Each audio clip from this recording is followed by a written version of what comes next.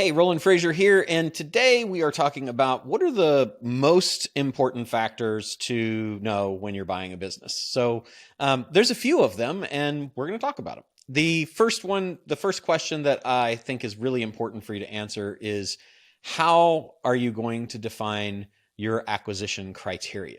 So, acquisition criteria is the first thing that any acquirer is going to do, like a professional acquirer, like a private equity firm or a SPAC that's into acquisitions or a family office. They're always going to say, well, what kinds of businesses do we want to buy? Because if you don't know what kind of business you want to buy, it's very easy to get overwhelmed, particularly when you follow the plan that I have, which is generally how can we acquire with no money out of pocket, because we're not constrained by having some fund that is a finite amount of capital that we can acquire with. We effectively, when we're not using any capital at all out of our own pocket to acquire, we effectively have an unlimited checkbook. So a lot of times when I teach people how to do that, they'll go out and just acquire a whole bunch of unrelated things. And so they end up at the end of the day with, a bar, a soap manufacturer, and tour business, and a sandwich shop. I mean, just like it's like they don't really, and maybe a junkyard and manufacturer. It's like they have nothing to do with each other. So that's kind of hard, and it's easy to do because your kid in a candy store once you know how to do that. But it really is smarter, I think, and will save you a lot more headaches and make life easier for you if you establish what is the criteria for the thing that you want to acquire before you just go out and start unleashing your tools of acquiring without money out of pocket on the world. And so the first thing that I think is good to do is to determine, I use a kind of a matrix to do this. And so the very first thing, and this makes a lot of difference, and it sounds kind of cliche, but find something that you like. Make a list of the things that you actually enjoy. And so I do this in like a quadrant. You can do it on a piece of paper with, 4 different sections, however you want. The very first thing that you want to brainstorm is, what are the things I actually like to do? Because being an entrepreneur is hard. Even if you acquire the company with no money out of pocket, once you own it and it's profitable, business is hard. This stuff is going to happen. There are going to be challenges with people. There are going to be things that happen that you didn't think about that are surprising that you can deal with. But it's a whole lot more motivating to go forward and deal with it if you actually have an interest in the kind of business. So what are the things that you're passionate about? What are your hobbies and interests? Take an inventory of those things first. And that to me is the first step of how to determine your acquisition criteria. So the second step of determining your acquisition criteria, to me, I think it makes sense to say, what do I have experience in the past? So separately, I would brainstorm this. The first thing that I brainstorm is, what are the things I'm passionate about? Now we're talking about, I don't care if you're passionate about it or not, just what do you actually have experience in? And just kind of brainstorm, write down all of the types of things that you've actually done. So I've done digital marketing consulting with respect to Facebook ads. I have helped companies hire other people. I've worked in a tennis shop. Whatever that list of experiences that you've got, inventory that next, and that will give you a pool of experiences that you've got that you can say, my experience here would be helpful to me in acquiring a particular business or in operating it or in owning it. That's the second step for acquisition criteria.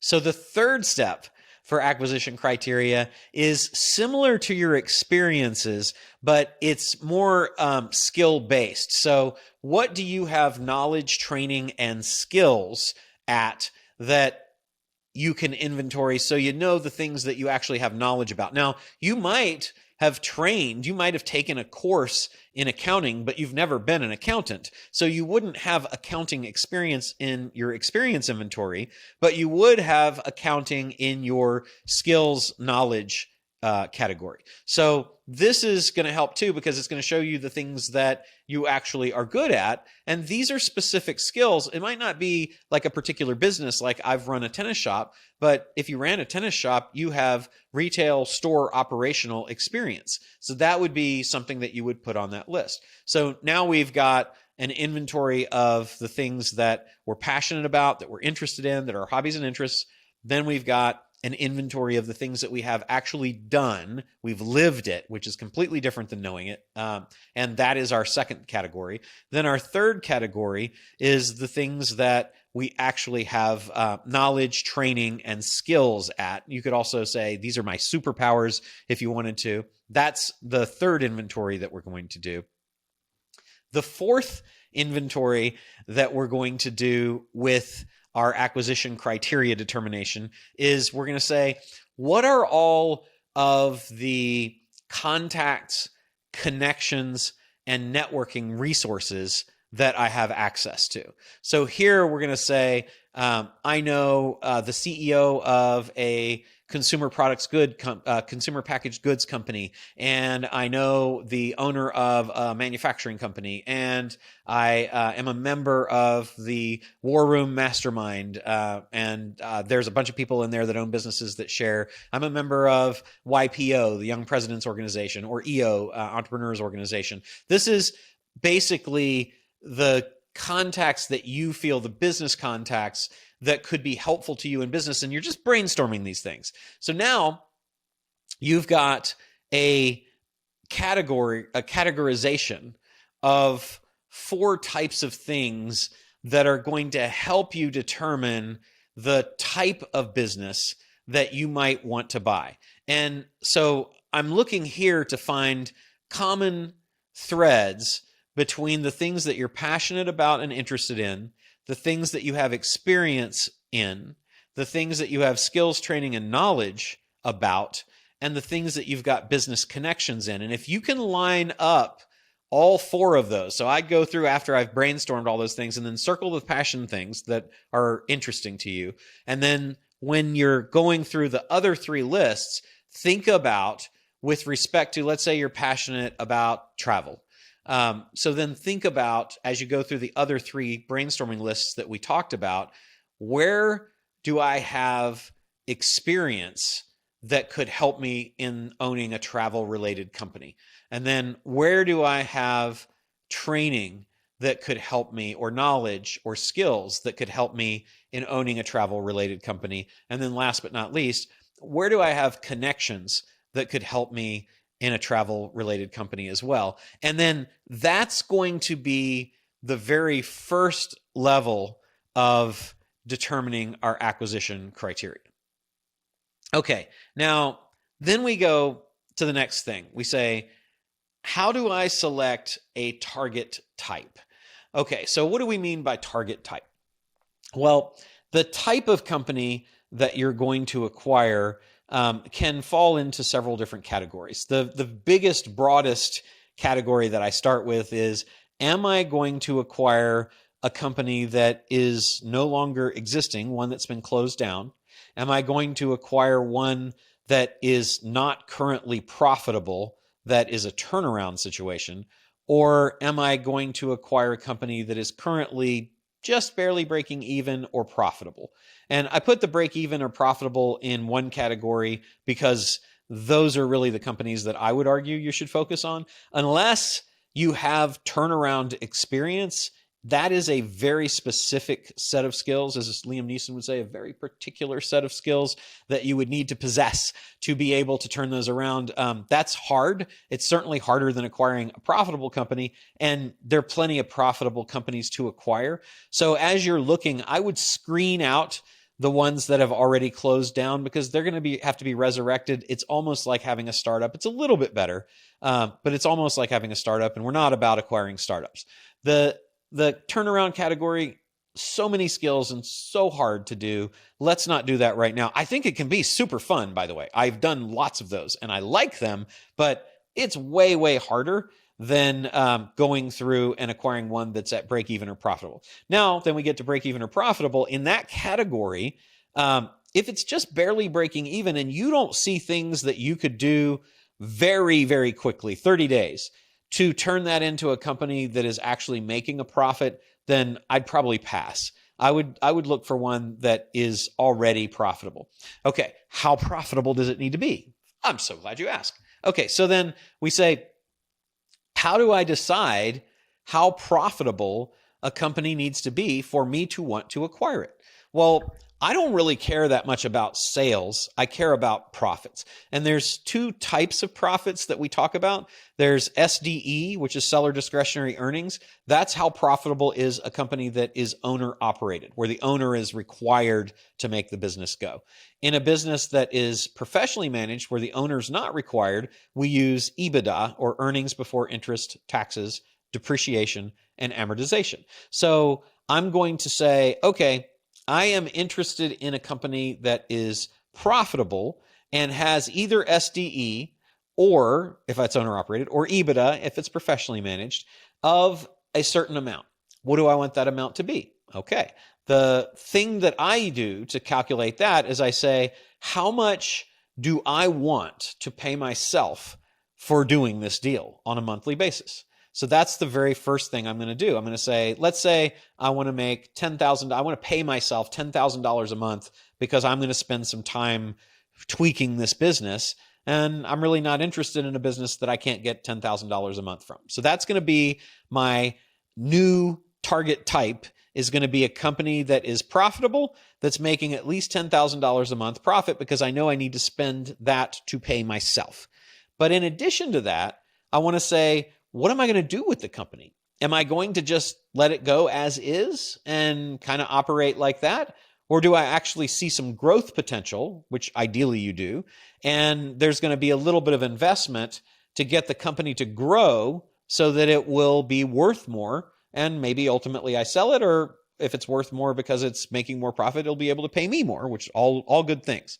So the second thing that I'm going to look at there is I'm going to say, how much money is going to be required, or do I want to budget to be able to spend on growth? And that might be anything from increasing advertising budgets to increasing staffing levels to acquiring capital equipment or something like that, right? New product development, product acquisition, maybe even acquiring other companies. But those are the two things I'm going to look at. How much do I want to pay myself? Let's say I want to pay myself $10,000 a month. Great. That's $120,000 a year. And then let's say that I want to be able to spend $10,000 a month on growth activities. Then that's another $120,000 a year that I'm going to need to have available. So the $120,000 I want to pay myself, plus the $120,000 I want to spend on growth, is going to mean I need a business that at least has a profit, an SDE or an EBITDA of $240,000 a year. $120,000 for me, $120,000 for growth. So that's really how I'm going to select what kind of company I'm going to go after. I'm going to say, I don't really care what the sales are so much, but I have my acquisition criteria, which I talked about earlier, and I have an idea now of how much I want to pay myself and how much money I have to be able to dedicate to growing the company. I add those two together, and then that gives me pretty good additional acquisition criteria in terms of profitability. So then I'll say, what are the businesses that fit my acquisition criteria that also have profitability of $240,000 or more? So that's kind of how we go about that. The next thing that I probably like to think about when I'm thinking about acquiring a company is, what are the questions that I'm going to ask the target company? So what am I going to ask the owner, really, as I'm starting this conversation about acquiring a company? And that's a really cool thing to think about, because I feel like a lot of people go about this in a way that creates more friction than you need to at the beginning. Because at the beginning, it's a blank slate. We have hopefully determined what are our acquisition criteria, and we have hopefully determined a minimum EBITDA or SDE profitability level. And so we know that we're going to be asking, we're going to be asking questions about what is the sales level and what's the profitability level of the business. But many people start out with just saying, hey, would you like to sell your company? And one of the challenges that I have with that as an initial question is that it's a walls up question. So if somebody asks you that, one of the things, especially if you're reaching out cold to companies, that you'll get as a response is a very angry response, which I don't understand, but an angry response that says, "Who told you our company was for sale?" Well, nobody. I found you in the public records. I'm looking for a company in this area of the world, country, state, whatever, that is doing what your company does, and your company came up in my research. Right. So but that puts you on the defensive, them with walls up on the offensive, maybe even a little angry. And then you're kind of digging yourself out of a hole from the very beginning. So the question that I like to ask is more investment oriented, more, hey, I'm an investor. I'm looking for a company that's located in the Pacific Northwest area, region specific, that manufactures candles, industry specific to the person I'm talking to, and that is doing between 1 million and 5 million in sales annually. And your company came up in my research, so I just wanted to reach out and see if you might be interested in having a conversation to see if there's a fit for an investment or some opportunity to work together. That's it. Now, what's nice about that is that it's very generic, right? It's not threatening. It's not scary. It's not, "I want to buy your business." It's just investment. And coming as an investor is very non-threatening because almost all businesses are open to the possibility of investment because pretty much all businesses need capital, right? So now also, I want you to feel that you're coming from a place of authenticity when you're talking to somebody about this. So what I like to do is I like to be clear on what is an investment. So in your head, before you talk to the seller. So an investment is typically a provision of capital, and capital is not necessarily cash. Capital is resources and assets that can help a business. So when we're thinking about having a conversation and saying, "I'm an investor," even if you don't have a big pool of cash that you're sitting on, you do have capital because you have resources, skill, and knowledge that can be valuable to the company that you're talking to. So when we're talking about that, I'm an investor looking to make an investment in a company like yours, located in an area like yours, doing between this level and that level of sales or profitability, that is a very sincere thing to do, to say, because that's what you are. You are a person who's going to bring resources to the table. So that is kind of an initial conversation that you're going to have to start the deeper conversation. Now, when they say, "Okay, I'm interested in talking about that," the next mistake that many investors make is they say, or many acquirers, would-be acquirers make, is they say, "Okay, I need to have your financial statements."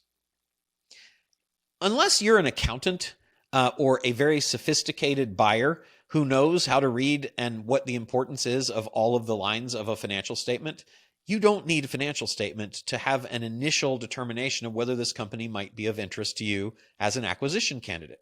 So instead of saying that, because if you say, "I need to see your financial statements and tax returns for the last 3 years," they're going to go to either their accountant or attorney, best case, and they're going to say, "Hey, I'm thinking about selling a company and I need to get this information." And those people are going to say, wait, let us talk to them. Let us get in the way. Let us help you. Let us protect you. And by the way, you need a non-disclosure agreement and you need this and you need that. And now you've got other people in the mix before you even know if this is a company you might be interested in.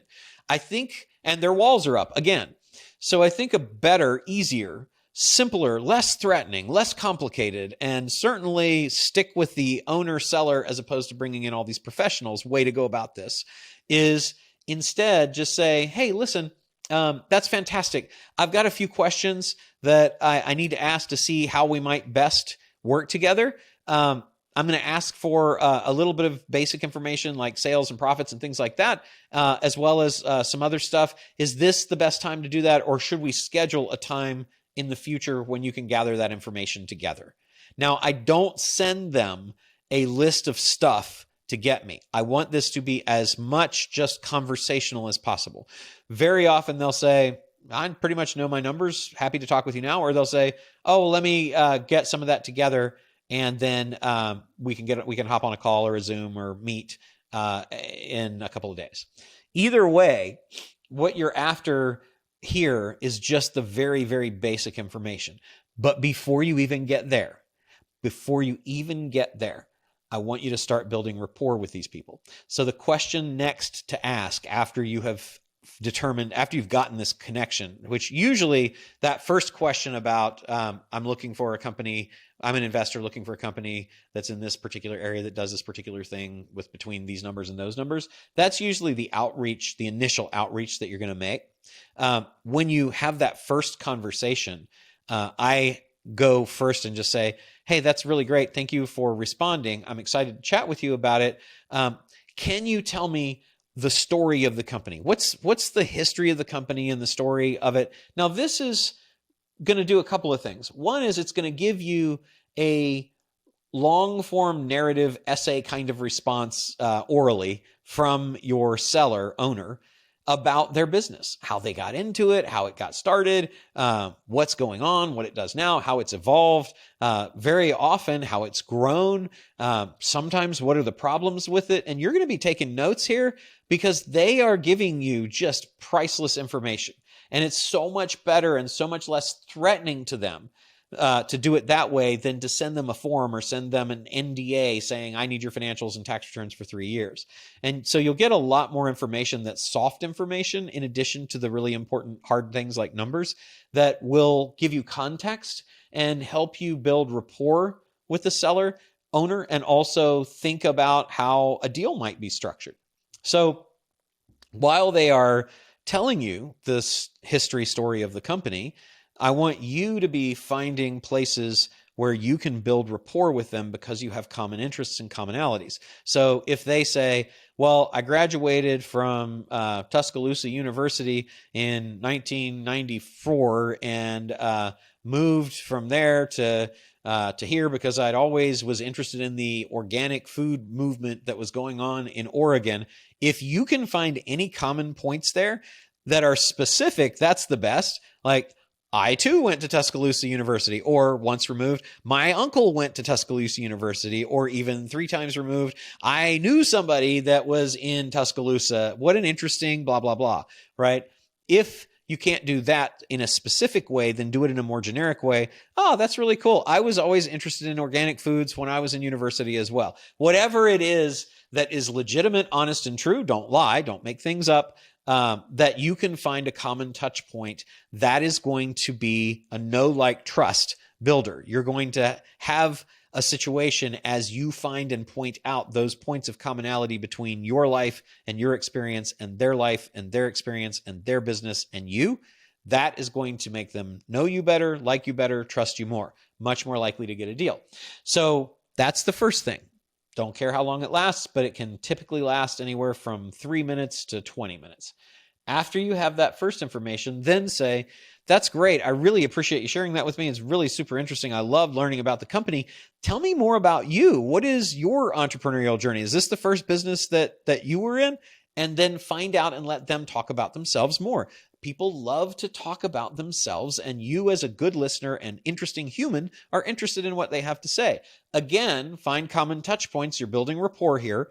And also, they're going to tell you things that are going to be more interesting to you to take notes about that will help you as you craft an offer to think about buying their business. So that's really the first 2 lists of questions that you're going to ask as you encounter a seller. Now, once you've had that conversation, the next set of questions is going to be more specific. And I have a target information data sheet that I fill out for these things. It basically asks about what is the top level sales, what is the profitability of the company, and then other questions about what are the assets and liabilities of the company, but not in a financial statement way, because you don't need the detail that's in a financial statement to know if this is a good company. But I am interested in what kind of cash is in the company, What are the accounts receivable of the company? What are the accounts payable of the company? What long-term debt does it have? Does it own any real estate? What are the other assets that it has in terms of like machinery, furniture, fixtures, equipment, inventory? Is it a business that has inventory? If so, do they carry an inventory of raw goods? What amount of work in process do they have at any given time? What's the amount of finished goods inventory they have? Do they have vehicles? Those are things that are important to me. How many employees they have is important to me, because the more employees they have, the more likelihood they have good managers that are going to potentially be able to run the company, because I don't want to run it. If you want to run the company, you might not care as much, but you still want to know how many employees they've got. So, and then I want to know, what is the owner's reason for thinking about selling or leaving the company? And I want to know, what are they going to do going forward? For a few reasons. One is it's going to future pace them into the life after the business, which is something we want them to do, because we want them to get excited about life after the business. Man, if you didn't have all the headaches and hassles of the business now, and you always wanted to travel with your husband, wouldn't it be great if you could sell this business and do that? And then she gets excited about that, and you have built a common goal that you're both going to do. Plus, you're going to start then saying, well, how much do you think it's going to take to do that? Which is going to give you valuable information about how much money you're going to have to find to give the seller at closing. Because remember, we don't do zero down deals. We do zero money out of pocket deals. We'll go find that money from within the company or from someplace else, but we need to know how much it is that we need. And it's probably not the full amount of the sales purchase price, right? It's probably something less than that. If they want to take that trip, maybe that trip costs $100,000, and maybe they want $1 million for the company. Well, then that means I might be able to get 90% seller financing, which is going to be great, because then I don't have to go to the bank to get that money. I only have to come up with $100,000, and I can find that probably from other resources in the company or other strategies and things that we can talk about later. So that's really the type of questions that I'm going to ask. So then the next thing to think about when we're thinking about how do we go about buying a business and what are the factors that are important is, how do you start the research and outreach process? And so I think a lot of people believe that businesses to acquire can be found through online or offline brokers of businesses. And the truth is that those are really the worst deals for you to think about buying. And here's why. When you think about when you list a house, because many people, I think, that are listening have gone through the process of owning or selling a house. And if you haven't, then this will still, I think, hopefully help be a good analogy. But whether it's a business or a house or a piece of real estate, when you first think about selling, you're thinking about what it's worth. And you're typically thinking that it's worth more than it's worth, because it's your baby, or it's your house. It's the business that you started from scratch, or it's the house that you loved and grew up in and your kids were born in, and, or you got married in, or whatever. It's a higher expectation of what you're going to be able to get generally when you first think about selling anything, car, jewelry, anything, than what happens once you've been on the market for a while. So when a business broker is going to someone and saying, hey, I'd like to list your business for sale, or when someone comes to a business broker and says, I'd like to sell my business or house or whatever, right? The person who's the representative, the broker, is typically going to say, what do you want for it? And then the person who's selling is going to say either, I don't know, what do you think I can get? Or they're going to say, I want X. And the broker then has to figure out how can they keep the seller's expectations reasonable, but also how can they get the deal, because they need to get the listing. And they're not going to get the listing by saying, well, it's probably going to take a couple of years, and I don't know that you're going to get anywhere close to what you're thinking you want for it. So there's a compulsion to allow somebody to start out by listing a business or a property or anything for sale for a higher price than the person who's selling it actually thinks they can get for it. And that creates an expectation in the seller that they're going to get more for it than it's worth. So you're fighting against the expectation of the seller in that case. Now, also, when they're listed with a broker, they're going to need to get enough to do whatever it is that they want to do after the sale. And they're going to be thinking and entering into the calculus of that decision how much they're going to have to pay the broker. And so if the broker is going to get a 10% commission and they need $1 million and they sell for $1 million, they're going to find themselves $100,000 short, right? So that's a challenge. Now, as time goes on, and as the broker who's listed the business brings them offers or doesn't, if no offers come in, they're going to be like, oh my gosh, I guess I'm not going to get anywhere close to what I wanted for this business. And when they do get offers, they're likely to be significantly less than the asking price. So that will also help them. Daggone it, why do people keep coming in and offering me, lowballing me and not giving me enough money for my business because it's worth so much more?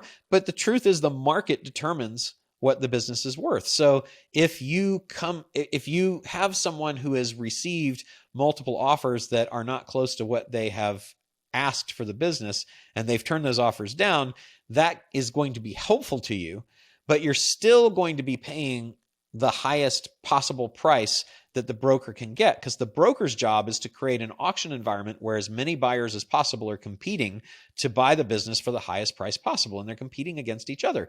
Wouldn't it be better if you could find off-market deals that are not listed, or deals that were listed but the listing has expired so that they are no longer listed, but they have gone through the expectation curve process so that they're much, much more reasonable in what they'll accept? And keep in mind that 80% of businesses that are listed do not sell.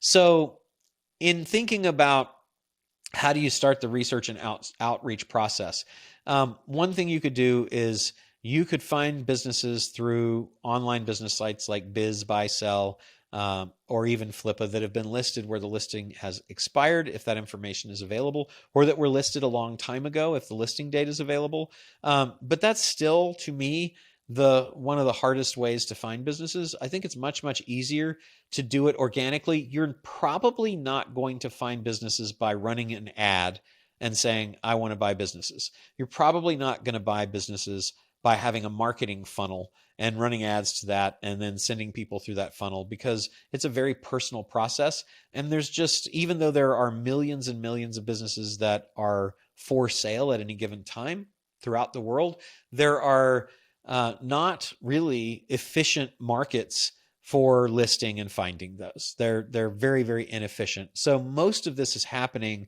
through word of mouth and through networking. So you just have to understand that if you really want to find the best deals, you're going to have to do it through networking. Now, the good news is that networking doesn't necessarily mean you have to join a networking group because you hate that, or go to the Chamber of Commerce meeting or the Lions or Elks or wherever it is that people are gathering. But you can do those things. And the more that you meet people and tell them what you're doing, I'm an investor, I'm always interested in buying and selling businesses, particularly right now looking for one that's in the Pacific Northwest that sells soap products, right? Whatever it is that you're looking for. The more people you tell that, the more likely that someone is going to know someone who knows someone who's going to refer you somebody who has that business you're looking for sale. So network is really critical. So some of the places that you might think about looking for that would include just friends and family. One of the deals that one of my friends bought was a retail store that his 9-year-old son told him about. His 9-year-old son said, Dad, the store's closing. It's one of my favorite stores. I hate to see it close. Is there anything that you could do to help keep it open? And he ended up going down and acquiring that business. And it's turned out to be a really, really cool acquisition for him. So friends and family, you have to tell them, but your email signatures, all of the contacts that you've got socially, you can socially post on any social media that you've got saying, hey, I'm looking for a business like this, right? Post your acquisition criteria. We've acquired several real estate brokerages and related companies simply by posting in our real estate site that we're looking for those kinds of companies. So you have to tell people. You can go to networking groups. There's BNI and other groups like that. There are meetup groups, so you can go to meetup.com and find through keyword searching groups in your area that are doing this. There are angel groups. There's all kinds of places that you can go. You can ask your contractors, your employees. You can ask consultants in the area. You can ask mastermind people. You can join masterminds. You can go to Entrepreneurs Organization, EO meetings, or YPO, Young Presidents Organization meetings. There's all of those places. Ask investment bankers, ask business appraisers, ask accountants, attorneys, financial planners, wealth advisors, all of those kinds of things, trade associations, trade shows. You plug yourself in. The more you plug yourself into the industries that you're interested in doing acquisitions in, the more likely you're going to get referrals. The more you let the world know that you're interested in making an acquisition, the more likelihood that you will get a referral. So that's really the best way to start that process. And then when you get a referral, you reach out to them and you ask them the questions that I've talked about in a different part of the podcast. And then last but not least, how do you actually find the people to make contact with? Well, referrals are the best. That's the easiest way to do it, because you're getting introduced to the person with someone's arm wrapped around you saying, this is a good person who's interested in your company. But if you're doing more cold outreach, then there are several things that you can do. Probably the easiest thing, if you're in the United States, would be to go to the secstates.com site, secstates.com. And that lists all of the 50 secretaries of state for each of the states in the United States. And the Secretary of State is generally in our country, in the United States, where filings of business entities are done, whether it's a limited liability company, an LLC, a corporation, which is typically an INC, and that's whether it's a subchapter S or C corporation. For those of you who know what that means, doesn't really matter. Limited partnerships, limited liability partnerships, all of those entities are typically registered in and issued by the Secretary of State in the United States. Now, in the UK, it's Companies House. In Australia and other places, it will be different. It might be in a province. It might be a countrywide thing. It just depends on where you are. But secstates.com is a good place. Hoovers.com is a place that you can get information. That's typically paid, but that's a good place as well.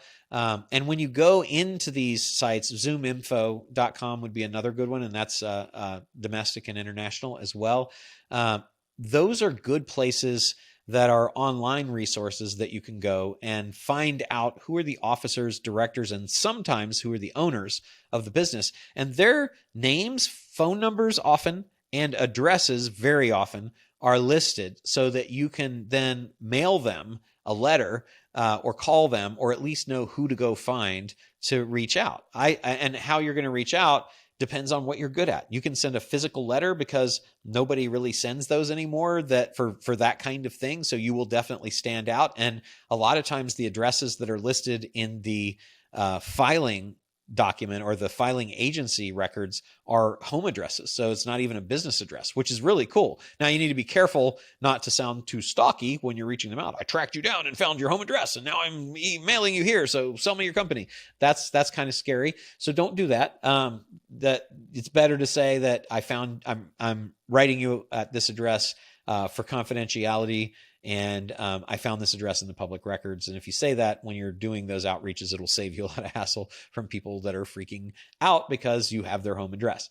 So those are some online resources. But the easiest thing to do, and what I'd start with first, is just call the company and say to whoever answers the phone, hey, who's the owner of the company? I have to send them some information. They'll tell you very often, right? And then you have that information. You can also look on the website of the company. That's another easy thing to do. You just basically say under the contact us information or team or about us page or any of that, very often they will list particularly when it's team, it'll list who the founders are, and that's who you want to talk to. You can also Google and look for information about occupancy permits, business licenses, or other things like that. All of those typically have the owner information on them. So those are just some places that you can go to start that outreach, and then you send them information that we've talked about in some of our other episodes. So I hope that's helpful to you, that all of those things go together. And I'd say that those are really probably the 5 most important factors that you should know when you're buying a business. I hope that's helpful, and I'll see you soon.